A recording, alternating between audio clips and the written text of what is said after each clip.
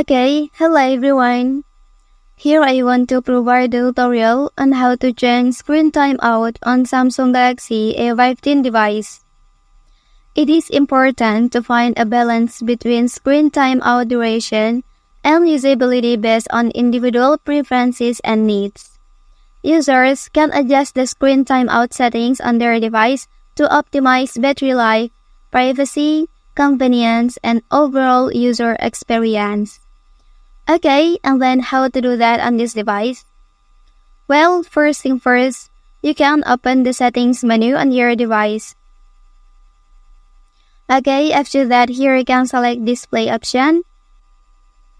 And then scroll down please. And then you can tap on screen timeout option here. Well, after that, here you can set the screen timeout between 7 options.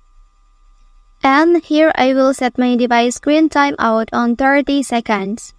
And then my device screen will be turned off over 30 seconds. That's the tutorial on how to change screen timeout on Samsung Galaxy A15 device. If you are helped by this video, don't forget to like and subscribe to get other information from this channel. Thank you.